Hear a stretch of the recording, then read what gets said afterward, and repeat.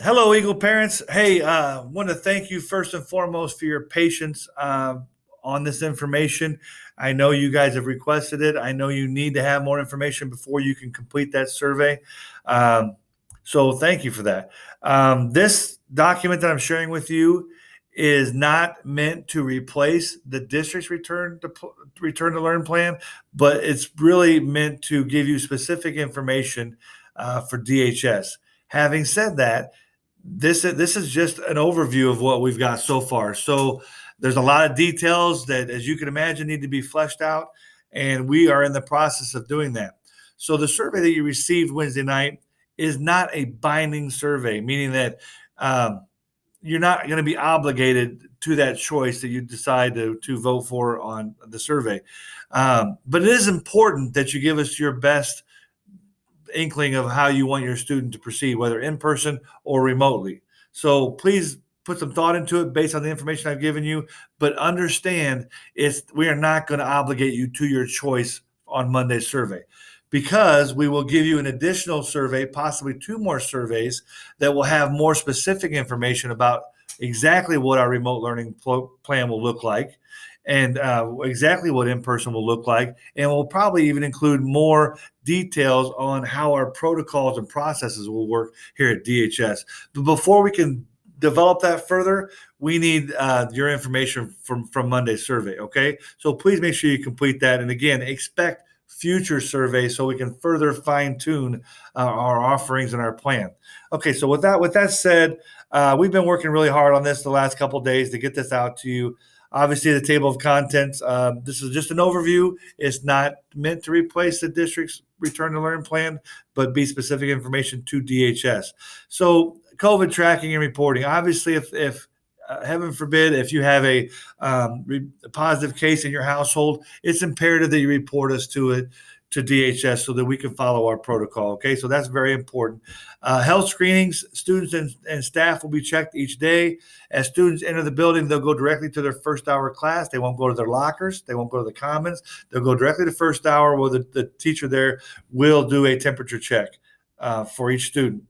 They'll also be checked. So one thing to keep in mind, if your student is a remote learner, they're still able to come to school for their homeroom for club days when we have club meetings. We still want them involved in that, and for athletics and activities that are after school. So we still want to involve them and keep them involved in our community.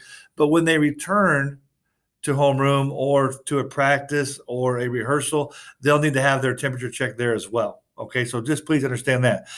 Visitor plan, let's be honest, we're going to really be strict on who comes into the building that's not necessary to be in the building.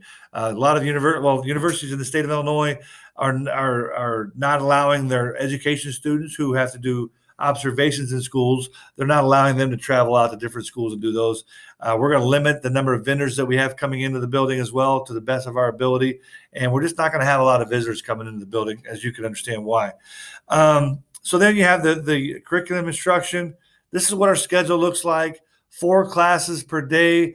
0 hour will go every day. 0 hour starts at 7:01, goes to 7:50. They'll go straight from 0 hour class to their first hour class. Teachers will be there and be available for them when they get there. So we think we've got that covered, because we're going to take the last 15 minutes of the day that teachers are obligated to be here from 7:30 to 7:45. We're going to move that to the front part of the day. So we think we've got that covered. But this is what the schedule looks like. We'll also release a calendar that shows you each week is it an A week or a B week. So that will be included as well. Homeroom. So homeroom is going to be utilized, obviously, for club meetings, for homeroom meetings, for IEP meetings, for students to catch up on work through the day, and students to catch up on work from that may be still outstanding from the spring semester. So we do have some students in that situation. So that will be utilized as well.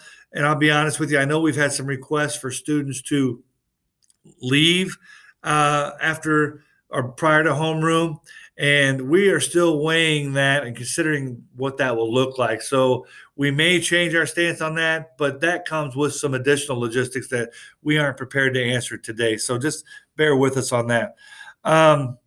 Operations and facility guidance. As you can see, one big question we have is how we're going to handle hallway use and traffic. So I think we'd understand that, there's no great way to do that. And our guidelines that are given to us from ISB and the Department of Public Health is to the best extent possible. So we're trying to mitigate exposure to the best extent possible. That said, we use a traffic directional flow in our building. So you're always on the right side of the building or hallway. And I know some of you have asked, well, quite a few of you have asked, well, why can't we stagger the release times? Well, if you think about that, that really won't work, because if we let a third of the students go at a certain time, where are they going to go? Because the other 2/3 of the students are still in those classes. So those students who are released have to have a classroom to go into, but many of those classrooms would be occupied. So that won't work, because that would cause students to congregate out in the hallway together. So we are going to release them as usual and have them stay on the right side of the hallway and minimize the time in their hallway and get to their class. So that's one thing that I want you to be aware of. Drinking fountains, we highly encourage students to bring their personal water bottles, and we do have 2 bottle stations or filling stations in the building that they can fill those up with, but we encourage them to do that and avoid the water fountains. Lunch, what we know about lunch is we're going to have three lunch periods. We're going to have 6 different areas for students to eat lunch. We have a pretty good idea what those areas are going to be and how they're going to look, but I don't want to release that yet in case we need to change that, but that will be added later on. So we do have 6 areas for that. So school events, freshman orientation will be done virtually. We will have a video to release on the 13th, and back to school night and student conferences, parent-teacher conferences will be determined a little bit later on how we'll do that. So information will be sent out. So expect that coming. Start and end of the school day, like we talked about, 0-hour students, 7:01 to 7:50. And then we also talked about those students who come in for first hour will go directly to their first hour class. And then we also have a frequently asked questions segment here. I'm sure this will grow as we get more questions. I'm sure, unfortunately, after having seen this video, you may have more questions than answers. I hope that's not the case. But we'll add to this and update these frequently asked questions. So there's one other video that I'm going to attach. It's a brief overview of a master schedule. A lot of you won't be interested in that, but I know some of you have asked us that. So if you're interested in the master schedule and why this is more complicated than what you may think, you can look at that video or view that video.